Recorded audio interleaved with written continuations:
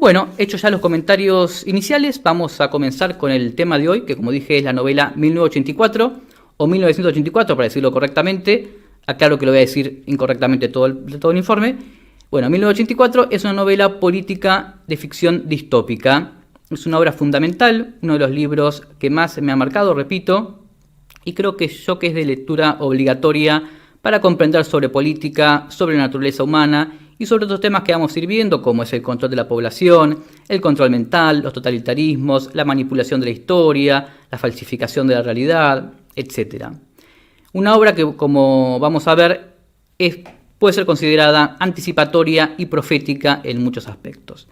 Fue escrita entre los años 1947 y 48 y publicada el 8 de junio de 1949, escrita, como dije, por el escritor británico George Orwell, siendo su obra más famosa junto con Rebelión en la Granja.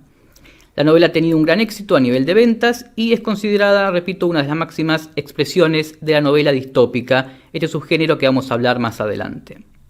Ha tenido una gran influencia en la cultura popular. Es a partir de esta novela que se acuña el término orwelliano para referirse a sociedades o organizaciones que producen actitudes totalitarias y represoras como las de la novela, que vamos a ver más adelante. Hablemos un poquito primero de su autor, George Orwell, que nació en la ciudad de Motihari, en la India, que en ese entonces se encontraba bajo poder británico. El 25 de junio de 1903 nació con el nombre de Eric Arthur Blair, después iba a adoptar su seudónimo. Y además de novelista, Orwell fue periodista, ensayista y crítico. Su padre, Richard Waldemar Blair, fue administrador del Ministerio del Opio en el gobierno colonial de la India, y su madre, Ida Mabel Lemousin, nació en Birmania, pero de ascendencia francesa. A los 2 años se trasladó con su madre y su hermana mayor a Inglaterra, ahí no volvería a ver a su padre, y en 1909 comienza sus estudios en la escuela parroquial anglicana Hanley. La preparatoria la estudia en la escuela San Cipriano, en Wellington y en Eton. Tras culminar sus estudios, comienza su carrera en la Policía Imperial India, en Birmania, y tras 5 años como oficial abandona ese cuerpo de policía y vuelve a Inglaterra en 1927.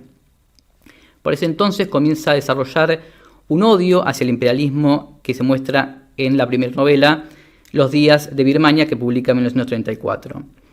Vive, después de abandonar la policía, un tiempo en la indigencia, haciendo trabajo de todo tipo, que también se ve reflejado en otra de sus obras, Sin Blanca, en París y Londres.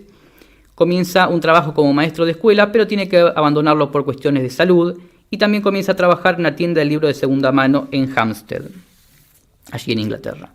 En 1928 se traslada a París a vivir con una tía para comenzar una carrera como escritor. No le va muy bien y termina trabajando como lavacopas. A finales de 1929 regresa a la casa de sus padres, enfermo y sin dinero, y ahí escribe el libro que ya comentábamos, Los días de Birmania, en 1934, y ya ahí adopta el seudónimo de George Orwell. Se dice que lo adopta ese seudónimo para no incomodar a sus padres, sobre todo en sus notas autobiográficas. También se dice que es para mostrar que es inglés, justamente. Jorge es el santo patrón de Inglaterra y Orwell es un río muy famoso y muy emblemático de Inglaterra. También se dice que usó ese seudónimo porque dice que un apellido con O iba a darle una mejor posición de los libros en las estantes de las librerías. Y bien, lo cierto es que como escritor publica también la novela La hija del clérigo en 1935. En 1936 contrae matrimonio y adoptan a un niño, Richard Holtario Blair. Orwell también ejerció como reportero social. Allí, como en esa función, visitó distintas viviendas de clase baja, tomando notas sobre los ingresos de la población, también investigando sobre la actividad de los mineros. Y el resultado de esas investigaciones es la obra publicada El camino de Wigan Pier.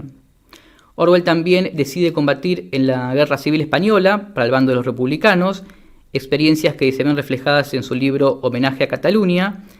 Y bueno, más allá de su que va a participar a favor del bando republicano, critica duramente al control estalinista en el Partido Comunista de España y las mentiras que se usaban como propaganda de guerra, esta manipulación de información que vamos a ver muy claro en 1984, y también acentúa su posición contra el totalitarismo.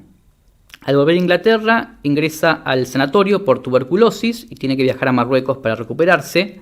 Durante la Segunda Guerra Mundial comienza a trabajar para el Servicio Oriental de la BBC, principalmente un programa para ganar el apoyo de la India y Asia Oriental para los ejércitos aliados de Inglaterra. Un trabajo propagandístico que finalmente, a pesar de los buenos ingresos, lo abandona. En 1943 comienza a trabajar como columnista y editor literario del Tribune. En octubre de 1949 se casa en segundas nupcias y el 21 de enero de 1950 fallece en Londres a los 46 años de tuberculosis, esta enfermedad que había contraído hace varios años atrás. Bueno, en cuanto a su obra, podemos mencionar la narrativa de no ficción, la ya mencionada Cien Blanca en París y Londres, que tiene varios toques autobiográficos, El camino a Wigan-Pier, que es este resultado de las investigaciones como reportero social, Homenaje a Cataluña, que cuenta sus experiencias en la Guerra Civil Española. También ha escrito varios ensayos, poesía. En cuanto a sus novelas, podemos mencionar a su primera novela, Los días de Birmania, La hija del clérigo, y sus dos más importantes novelas, más famosas por lo menos, Rebelión en la Granja de 1945 y 1984 de 1949.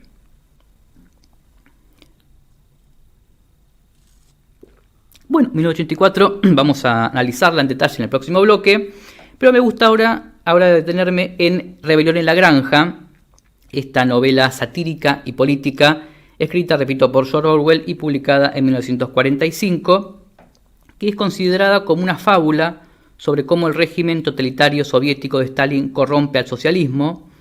En esta obra se muestra un grupo de animales de una granja que expulsa mediante una revolución, que podríamos asociarla a la revolución rusa, al granjero que manejaba la granja, Howard Jones, que podríamos asociarlo al régimen zarista, al zar. Y estos animales estaban alentados por el viejo mayor, que es un cerdo que antes de morir les explica todos sus ideales. Podemos asociar a este personaje a la figura de Marx y de Lenin. Y terminan justamente con la tiranía de los humanos y crean un sistema nuevo de gobierno que se termina convirtiendo con el paso del tiempo en una tiranía. Nos muestra en cierta forma cómo el poder lleva a la tiranía, lleva a la corrupción.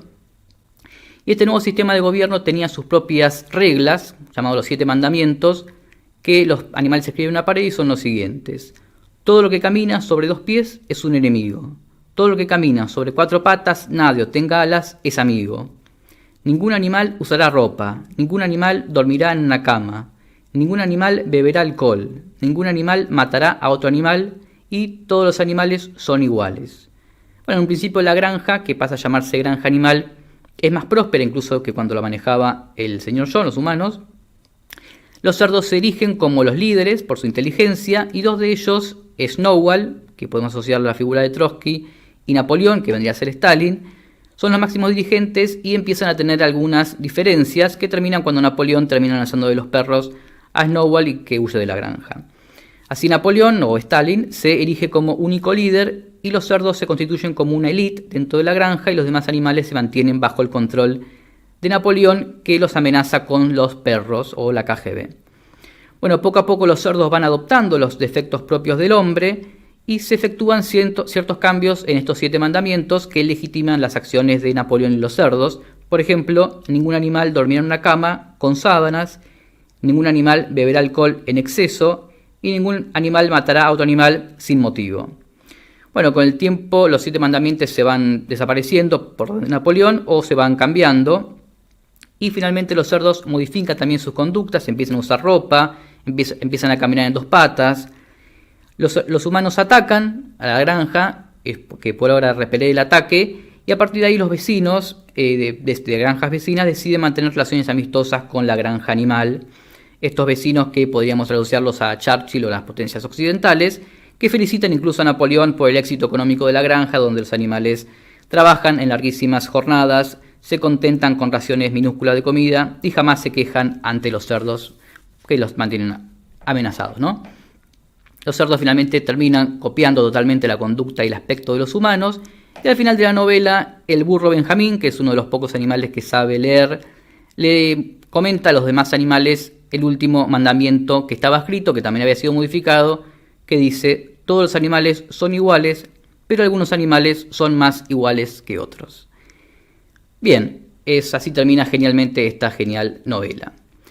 Para cerrar este primer bloque, no quiero dejar de hacer una mención a las distopías. Mencionaba que 1984 es una novela distópica. ¿Qué es una distopía? Bueno, según la Real Academia Española, una distopía es la representación ficticia de una sociedad futura de características negativas causantes de la alienación humana. También se puede considerar antiutopía, es decir, opuesta a utopía, una sociedad indeseable en sí misma. Las distopías a menudo se caracterizan, ¿no?, por la deshumanización, por los gobiernos tiránicos, por el triunfo de la máquina sobre el hombre. Y muchas veces esto es producto de distintos desastres naturales o cataclismos o guerras que llevan a estas distopías, a estas sociedades así. Y las sociedades distópicas aparecen en muchas obras de ficción y representaciones artísticas, en historias generalmente ambientadas en el futuro. Algunos ejemplos más famosos son 1984 de George Orwell, Un mundo feliz de Aldous Huxley y Fahrenheit 451 de Ray Bradbury, obras que seguramente vamos a analizar más adelante. También algunos mencionan a la novela rusa Nosotros de 1920 de Samat Chamitian como una de las obras fundadoras de la novela distópica contemporánea. También hace unos programas atrás hablábamos de las novelas de Hugo Wast, Juana Tabor y 666 de 1941, que también la consideramos como novela distópica. Estas novelas que están situadas en el año 78, es decir, 200 años después de Voltaire, que muestran un mundo con un gran progreso material, adelantos científicos en armas, medios de comunicación, de transporte, etc. Pero es un mundo distópico porque a estos adelantos materiales le corresponden un atraso y casi nula actividad espiritual en la mayoría de las personas. Bueno, y es el mundo del anticristo, no de la llegada del anticristo. La función de estas distopías es llamar la atención, advertirnos sobre las distintas cuestiones de la sociedad, del medio ambiente, de la política, de la economía, de la religión, etc. La mayor parte de las distopías describen sociedades que son consecuencia de tendencias sociales actuales y que llegan a situaciones totalmente indeseables, por eso esto de advertencia. Otras distopías también se presentan como utopías en una visión superficial, pero a menudo que avanza la trama nos damos cuenta que esta utopía se mantiene ocultas características de las distopías. Las distopías no solamente aparecen en la literatura, sino también en otras artes, por ejemplo en el cine, a una mención en la película Metrópoli como una anticipación, también Matrix obviamente, Blade Runner, en el cómic o la historieta también podemos mencionar a V de Vendetta de Alan Moore, que también hizo una película. Y bueno, podemos hablar muchísimo más de las distopías, este género distópico, pero me gustó hacer una pequeña mención para poder entender mejor 1984. Bien, como dijimos, 1984 es una novela política distópica escrita por George Orwell entre 1947 y 48 y publicada en 1949. Se dice que Orwell escribió esta obra cuando estaba gravemente enfermo de tuberculosis, enfermedad que lo llevó a la muerte, como vimos en el bloque anterior, en la isla de Jura, en Escocia. La novela se desarrolla en el año 1984 en una región llamada Franja Aérea 1, que alguna vez fue llamada Inglaterra o Britania. Una región incluida dentro de Oceanía, que es un estado colectivista y totalitario, porque el mundo en esta obra está dividida en tres superpotencias. Por un lado está Oceanía, donde se desarrolla la novela, que comprende el Reino Unido, Irlanda, toda América, Australia, Nueva Zelanda y el sur de África. Argentina estaría dentro de Oceanía, según como el mapa que solamente estarán viendo. Después está Eurasia, donde impera el neobolchevismo, que comprende la Unión Soviética, Europa, excepto Islandia, Reino Unido e Irlanda. Y Asia Oriental, donde impera la adoración de la muerte o desaparición del yo, y comprende China, Japón y Corea. Fuera de estas zonas, el mundo son zonas que están en disputa entre las tres superpotencias. Oceanía, entonces, repito, es un estado totalitario gobernada por el partido INSOC, que es un acrónico del Partido Socialista Inglés, que es el partido único. Al frente del partido está el Gran Hermano, que es el guardián de la revolución, el comandante en jefe y juez supremo, pero principalmente el Gran Hermano es la encarnación de los ideales del partido. El Gran Hermano es omnipresente, es único, todopoderoso, vigila sin descanso todas las actividades cotidianas de la población, ¿no? El Gran Hermano te vigila. Y para vigilar el pensamiento y perseguir a quien no piensa igual, está la policía del pensamiento. En este régimen se arresta a los ciudadanos que piensen en cosas que van en contra de las consignas del partido o que piensen algo que puede ser catalogado como peligroso para el partido o para el sistema. Este famoso crimen de pensamiento o crimental o pensacrimen, que es el más grave de todos los crímenes sancionados por el partido. La policía del pensamiento dice quién comete crímenes mentales y esta vigilancia se da también a través de las telepantallas, que son dispositivos de vigilancia, son aparatos que están en todas las calles y en todas las casas, todos los departamentos de las personas, y se utilizan para conocer todos los actos de cada individuo. Estos aparatos, telepantallas, escuchan y captan también imagen, y además producen contenido y están funcionando todo el día.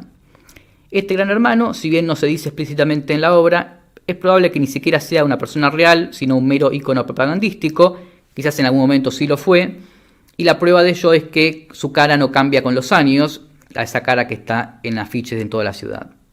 Los lemas del partido son: guerra es paz, libertad es esclavitud e ignorancia es fuerza. La novela se explica el significado de estos lemas. En guerra es paz, porque la guerra provoca que los ciudadanos no se levanten contra el Estado ante el temor del enemigo. De esta manera se mantiene la paz, o sea, la paz interna por lo menos. Porque estos tres superpotencias están en una guerra eterna.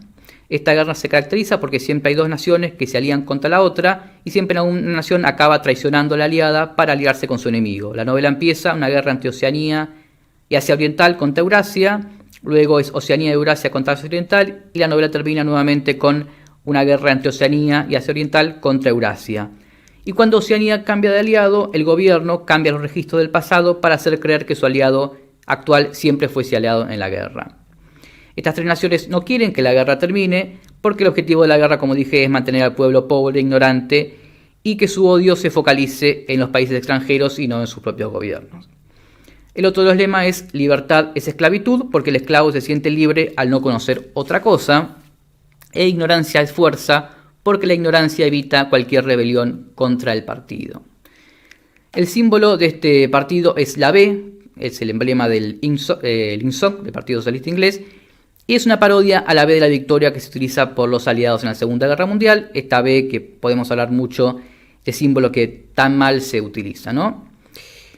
En esta distopía la intimidad y el libre pensamiento están prohibidos, la familia es tolerada, pero como una forma también de control y vigilancia, porque algo común en esta sociedad es que los niños pequeños denuncien a sus padres por traición o por pensar en contra del partido.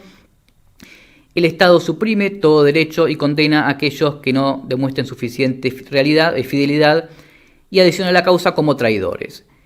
Para incentivar la adhesión al partido y la ideología del partido y el fanatismo en la población, se organizan las manifestaciones que requieren la participación activa y obligatoria de todos los miembros del partido, donde se gritan consignas favorables al partido y se vocifera también en contra de los traidores y enemigos. Esto manifestación que se llaman los 2 minutos de odio, donde se manifiesta el odio a los traidores, a los enemigos, y al emblema de estos traidores es la figura icónica de Goldstein, que como gran hermano es la figura icónica de los ideales del partido. Goldstein sería el icono de todo lo que sea traición o en contra del partido, ¿no?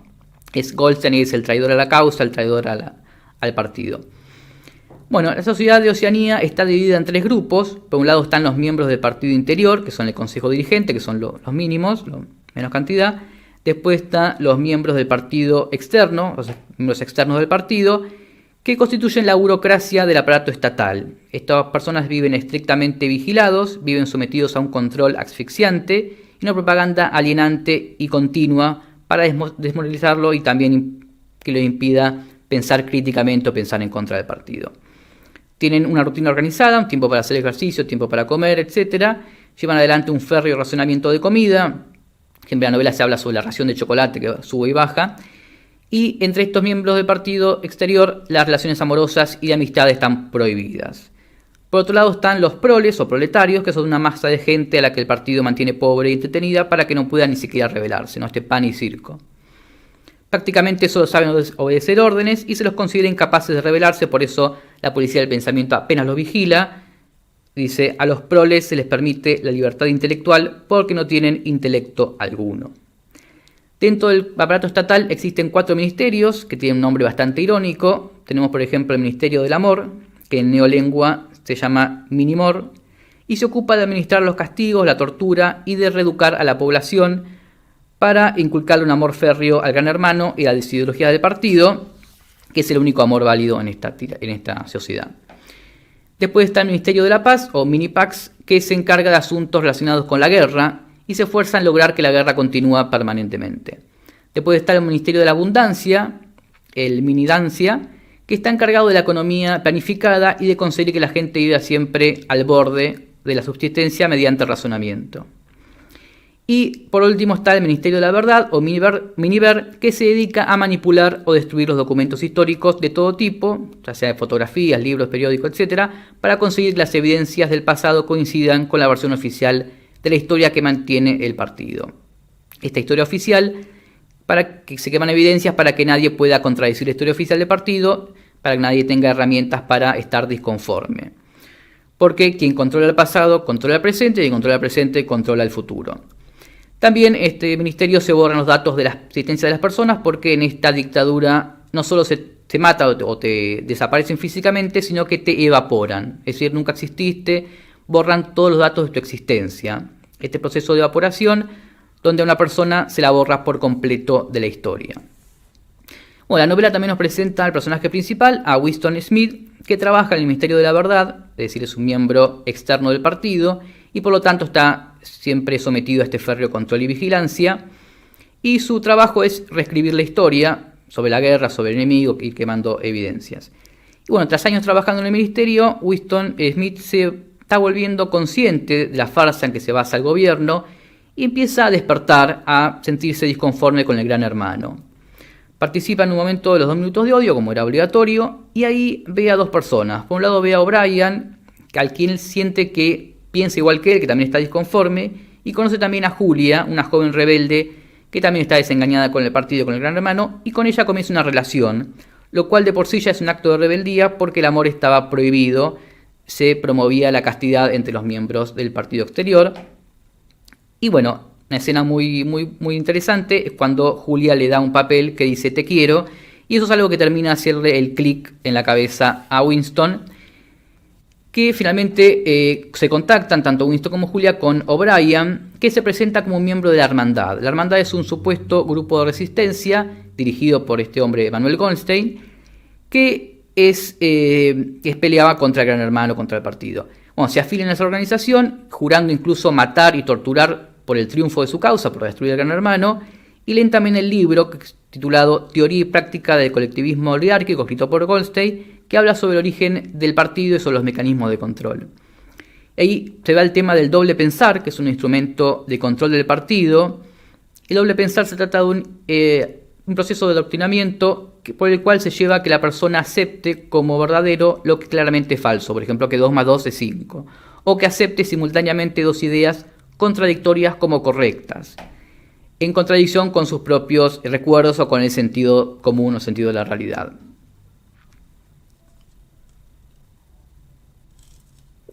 Sobre el tema del doble pensar, en un extracto muy interesante, que quizás para explicarlo es mejor leerlo, que dice: doble pensar significa el poder, la facultad de sostener 2 opiniones contradictorias simultáneamente, 2 creencias contrarias albergadas a la vez en la mente. El intelectual del partido sabe en qué dirección han de ser alternados sus recuerdos, por tanto, sabe que está trucando la realidad, pero al mismo tiempo se satisface a sí mismo por medio del ejercicio del doble pensar, en el sentido de que la realidad no queda violada. Este proceso ha de ser consciente, pues, si no, no se verificaría con la suficiente precisión, pero también tiene que ser inconsciente, para que no deje un sentimiento de falsedad y, por tanto, de culpabilidad. El doble pensar está arraigado en el corazón mismo del INSOC, ya que el acto esencial del partido es el empleo del engaño consciente, conservando a la vez la firmeza del propósito que caracteriza a la auténtica honradez. Decir mentiras a la vez que se cree sinceramente en ellas, olvidar todo hecho que no convenga recordar, y luego, cuando vuelva a ser necesario, sacarlo del olvido solo por el tiempo que convenga. Negar la existencia de la realidad objetiva, sin dejar ni por un momento de saber que existe esa realidad, que se niega. Todo eso es indispensable. Incluso para usar la palabra doble pensar es preciso emplear el doble pensar, porque para usar la palabra se admite que se están haciendo trampas con la realidad. Mediante un nuevo acto de doble pensar se borra este conocimiento, y así indefinidamente manteniéndose la mentira siempre unos pasos adelante de la verdad. En definitiva, gracias al doble pensar ha sido capaz el partido, y seguirá haciéndolo durante miles de años, de parar el curso de la historia. Bueno, ya vamos viendo con esto por qué decimos que la novela es profética o que tiene relación con la actualidad. Seguramente cuando leíamos esto, cuando escuchábamos esto, se nos vinieron a la mente distintos personajes de la realidad, de la actualidad, ¿no? Bueno, finalmente tanto Winston como Julia terminan siendo apresados por la policía del pensamiento y sometidos a torturas en el Ministerio del Amor en la habitación 101, la famosa habitación 101. Ahí nos damos cuenta que O'Brien es en realidad un miembro del partido, miembro de la policía del pensamiento, y es quien tortura a Winston. Unas torturas terribles que buscan quebrarlo física, espiritual y psicológicamente. Winston es obligado a reconocer que un enunciado evidentemente falso como 2 más 2 es 5 es en realidad verdadero. Su fortaleza sorprende a los torturadores y esa fortaleza residía en el amor a Julia, ese vínculo, ese sentimiento que hacía que Winston aguante todas las torturas y se mantenga firme. Y luego de meses de tortura, finalmente lo torturan con la cosa que más teme, que son las ratas, la famosa tortura de las ratas. Y ahí logran quebrarlo, llega incluso a decir, pónganla a Julia, llega a desear realmente que Julia ocupe su lugar, ¿sí? Traiciona ese amor y finalmente termina aceptando interiormente que la verdad es lo que dice el partido, por arriba de lo que él deduzca o por arriba de lo que él vea o deduzca sus sentidos. Al final de la novela, varios años después, Winston se reencuentra con Julia, que también había sido torturada, y ambos son incapaces de sentir nada entre ellos y se separan como si fueran extraños. El amor entre Winston y Julia ha desaparecido y ha sido reemplazado por el amor hacia el gran hermano, que es el único sentimiento afectuoso tolerado por el régimen. Bien, hemos tocado varios temas, pero uno que lo tocamos medio por arriba, que me gustaría profundizarlo, que es la neolengua. La neolengua, también llamada nueva lengua o nuevo habla, que es una adaptación del idioma inglés en la que se reduce y se transforma el léxico, una versión extremadamente simplificada del inglés, o del español en el caso de las traducciones, ¿no? Bueno, el objetivo de esta neolengua es represivo y de control mental, ya que lo que no se forma parte de la lengua no puede ser pensado. O sea, al crear una nueva lengua, el gran hermano domina el pensamiento de los miembros del partido y hace inviable otras formas de pensamiento contrarias a sus principios. Por ejemplo, para evitar que la población desee o piense en la libertad, se eliminan los significados no deseados de la palabra, de forma que el propio concepto de libertad política o intelectual deje de existir en las mentes del hablante. El vocabulario se reduce al mínimo, las palabras como malo se convierte en no bueno, o terrible se convierte en doble más no bueno, y el vocabulario se puede dividir en la neolengua en 3 partes. El vocabulario A, que son palabras de uso común, como comer, beber, que coinciden con la vieja lengua, con la lengua común, porque expresan sentimientos que no pueden tener contenido político o filosófico. Después está el vocabulario B, que son palabras constituidas con fines políticos, con el objetivo de dirigir y controlar el pensamiento del hablante. Por ejemplo, bien pensadamente significa pensar de manera ortodoxa, o pensar como piensa el partido, o la palabra también doble pensar. Y después está el vocabulario C, que está compuesto por palabras exclusivamente científicas y técnicas, pero se les saca todo el significado potencialmente peligroso. Bien, también con este tema vemos muchas cuestiones de la actualidad, ¿no? Muchos críticos señalan que en la novela se critica al totalitarismo estalinista. Se pueden encontrar paralelismos con la Unión Soviética y esta obra, como también pasaba con Rebelión en la Granja, lo cual es cierto en cuanto al control de la población, el control mental. La reescritura del pasado era una práctica habitual en la Unión Soviética, esto de eliminar los nombres de los enemigos de la prensa, de los libros, de los registros históricos, incluso las fotografías oficiales a veces se photoshopeaban, a pesar de que no existía el Photoshop en esa época, se retocaban para eliminar de allí a los personajes incorrectos. Las mentiras también eran habituales en la propaganda de guerra de la Unión Soviética. La figura del Gran Hermano es una copia del culto a la imagen de Stalin. También la figura de Manuel Goldstein, algunos lo señalan como inspirada en Trotsky, que fue un personaje importante en la primera etapa de la revolución, pero que luego se peleó con Stalin y pasó a ser un traidor. Bueno, sobre la historia de la Unión Soviética sería interesante hacer un programa más específico. También, bueno, la policía del pensamiento la podemos relacionar con la KGB, donde la tortura y las desapariciones y detenciones, asesinatos eran moneda corriente, y son moneda corriente en todos los gobiernos comunistas, incluso en los actuales, como en China, en Corea del Norte, en Cuba, que también podrían inspirar muy bien a 1984. hablar de Pol Pot en Camboya, en este camarada 1 que podemos relacionarlo con el Gran Hermano. Bien, más allá de esta lectura, podemos también encontrar también paralelismos entre el mundo que se narra en la novela y la sociedad actual, lo cual es más escalofriante aún. Muchos analistas sostienen que estamos comenzando a vivir en lo que se ha conocido como la sociedad orwelliana, una sociedad donde se manipula la información, donde se practica la vigilancia masiva y la represión social. En ese sentido, 1984 no debe interpretarse solamente como una denuncia o una alegoría al estalinismo, sino que también es una advertencia que está dirigida a todos nosotros, una novela, como decíamos en el título, profética. Ya no es el triunfo del Estado y la máquina sobre el individuo, sino que es el triunfo o la lucha entre el sistema y el individuo. Y veamos algunos puntos. En la novela teníamos al Gran Hermano, omnipresente, en todo tiempo nos vigila, una sociedad de control, una población vigilada y grabada. Esta vigilancia extrema la tenemos, la sufrimos hoy en día, estamos vigilados todo el tiempo, y no solamente las cámaras de seguridad, sino principalmente por una herramienta que teóricamente nació con ideales de libertad, que es Internet. Hoy en día Internet es una máquina de vigilancia, y ojo, yo no estoy en contra de Internet, porque sería algo hipócrita. De hecho, yo estoy saliendo en este momento por Internet. Yo uso Internet para redes sociales, para publicidad del programa, o para buscar información, para escuchar música, etc. Pero no estoy en contra de Internet, pero hay que separar la paja del trigo y ser consciente de muchas cosas, ¿no? Que sitios como Facebook, como Google, WhatsApp, todo el tiempo nos están obteniendo información de nosotros.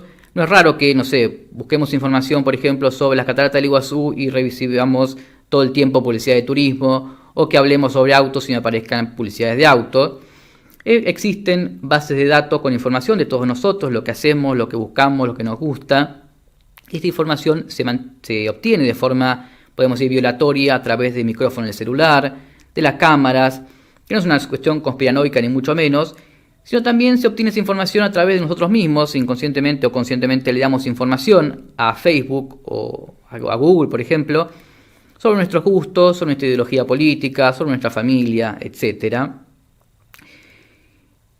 Para entender un poco esto, vamos mejor a hablar un poco sobre los distintos sitios. Por ejemplo, Facebook, la historia oficial, que es creado por Mark Zuckerberg, que es un genio innovador, cosa que tampoco es tan así porque, en realidad le robó la idea a otro. Esto se puede ver en la película, por ejemplo, Red Social.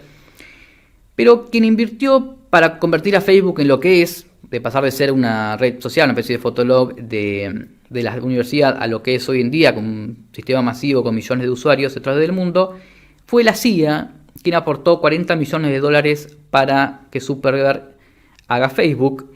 Y para que la CIA quería ser parcialmente dueña de una red social, la respuesta oficial es que para reclutar nuevos agentes, pero la cosa va más allá y podemos ver lo que pasó hace unos años con la famosa primavera árabe, donde entre miles de cuentas posiblemente falsas de Facebook se arengó estas rebeliones que terminaron como todos sabemos.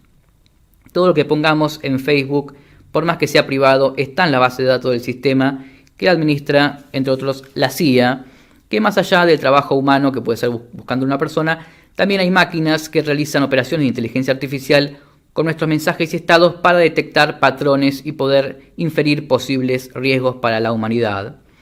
Además, entonces, que la cuestión va más allá de lo comercial y que esta vigilancia, no es solamente para vendernos un shampoo, ¿no? Podemos también mencionar a la empresa Oracle, que maneja bases de datos de personas, que fue fundada por Larry Ellison, que también aparece como un genio de garage, que empieza a trabajar con la CIA. Hoy día Ellison es uno de los hombres más ricos del mundo y, entre otras cosas, se ha invertido en biotecnología y la industria farmacéutica, y es también miembro del Club Bilderberg, por ejemplo. En cuanto a Google, creo que hoy todo gira en torno a Google, más allá del buscador. Tiene todo tipo de servicios como Gmail, Google Maps, YouTube, Android, etc., que fue fundado por Larry Page y Sergey Brin, que también pasaron de un garage, de un buscador que no era nada nuevo en ese entonces porque había varios buscadores, a ser millonarios. Y ahí también tuvieron el apoyo del gobierno de Israel. Hay una alianza entre Israel y Google. Y esto no es paranoia. Pueden googlear si quieren, el programa PRIMS, que es un programa que manejan las agencias de inteligencia de Estados Unidos, que son supercomputadoras que almacenan volúmenes de información de cómo somos, nuestros gustos, lo que hacemos, etc. Y bueno, para ver que no solamente el tema de Estados Unidos o la CIA, también aparece la empresa, podemos mencionar la empresa Huawei, una empresa china fundada por Ran Zhengfei.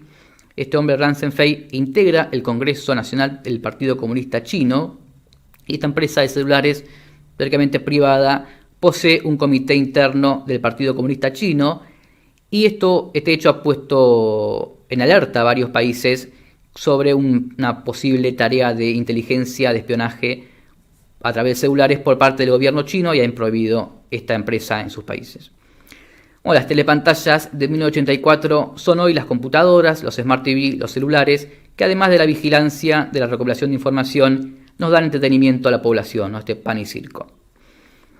En 1984 teníamos la policía del pensamiento, que buscaban acallar a las voces disidentes al sistema, perseguían a las personas peligrosas para el sistema económico y político.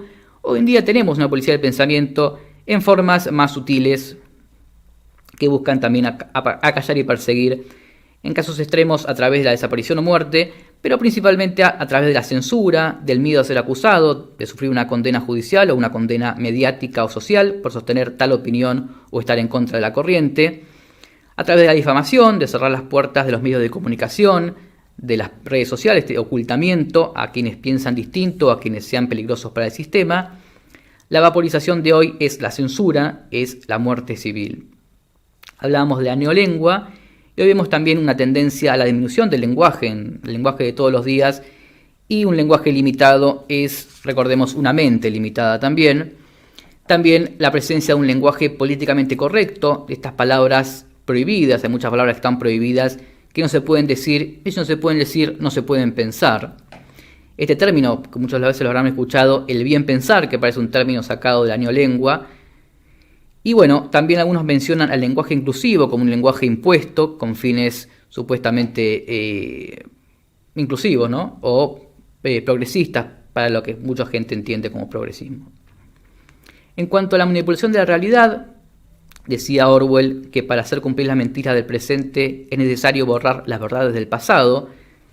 Por un lado tenemos la falsificación del pasado, la implementación de una historia oficial, y la persecución, ocultamiento o censura de quienes se atreven a revisar esa historia, los revisionistas históricos, y también una manipulación del presente a través de los medios de comunicación, noticieros de televisión, los diarios. En ese caso Internet aparece como algo positivo, más allá de que la censura también está llegando a Internet, porque la gente cree y conoce según lo que ve en la tele o lee en los diarios, lo cual es lógico en algunas cuestiones, pero que a veces llega a tal punto la manipulación, el bombardeo mediático, que se terminan creyendo algo que claramente se contradice con la realidad o la lógica. Mucha gente termina creyendo que el cielo es amarillo o que 2 más 2 es 5 porque lo vio en la tele o porque cierto periodista o opinólogo lo dice, ¿no? Este doble pensar. También en estas cuestiones es importante mencionar otro sitio de internet muy conocido como es Wikipedia, que es hoy día la fuente de conocimiento más consultada del mundo, que en algunos casos es útil y es objetiva, pero en otros casos no, principalmente todo lo que tenga que ver con política o con revisionismo histórico, por ejemplo.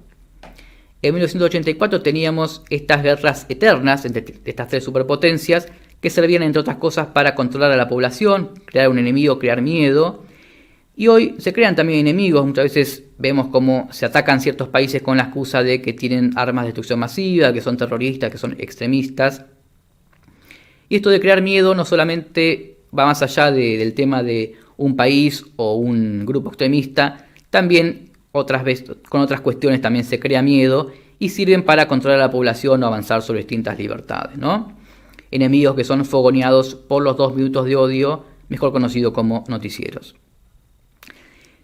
Teníamos en 1984 un partido único, hoy tenemos un sistema único y partidos que se disputan el poder, que se pelean, que debaten, gobiernos que cambian de nombre, pero que, como en esa antigua película italiana del Gato Pardo, cambian para que nada cambie. Y como en la novela teníamos a la hermandad, hoy día tenemos falsas resistencias, grupos que dicen pelear contra el sistema, estar en contra del sistema, pero que son, como se dice, una falsa bandera, en realidad son parte del sistema y lo que buscan es anestesiar a la gente que se despierta, como Winston o Julia, o incluso venderlos, como hizo O'Brien, ¿no? Bueno, podemos llegar aquí a una reflexión final.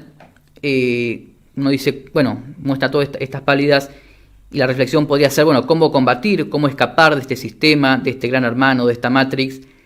Y bueno, creo que hay que volver a lo que hablábamos la semana pasada de la libertad, la independencia, ser libres, libres de todo tipo de dominación, tanto política, económica, cultural, dominación mental. Ser un hombre libre, un hombre pensante, no un número como nos quiere el sistema, no creer todo lo que te dicen, tener un espíritu crítico, comprender que la única verdad es la realidad, tanto lo que nos dicen los diarios, también como lo dice la historia oficial, escuchar siempre la otra campana, revisar la historia, investigar, conocer, leer, no tener miedo de decir la verdad. Por otro lado, también ser consciente de que uno es dueño de lo que piensa y esclavo de lo que dice, ser conscientes de que la información no es privada, en Internet, por ejemplo, no es tan privada, ser consciente de que nos están espiando, no es por ser un persecuto, un paranoico, pero sí estar precavido, defender la vida, defender la familia, defender el amor. Estos regímenes totalitarios siempre quieren destruir a la familia, quieren reformular a la familia, reformular al hombre, reformular la naturaleza. Hay que defender la historia, la verdad histórica, defender la identidad, las tradiciones de nuestra tierra, las raíces. Y en eso también está el idioma, defender el idioma, hablarlo correctamente, que nos va a permitir también pensar correctamente, la búsqueda de la verdad, aunque duela, combatir la mentira, y en ese caso no tener un doble pensar, la mentira es mentira y la verdad es verdad, por más que no nos guste, que no nos convenga. Y bueno, esta obra, como dije al principio, es una obra que me marcó. Esta obra, como otras, creo que a todos nos tiene que dejar una enseñanza o un mensaje. Y bueno, este es el mensaje y la enseñanza que yo quería compartir con todos ustedes.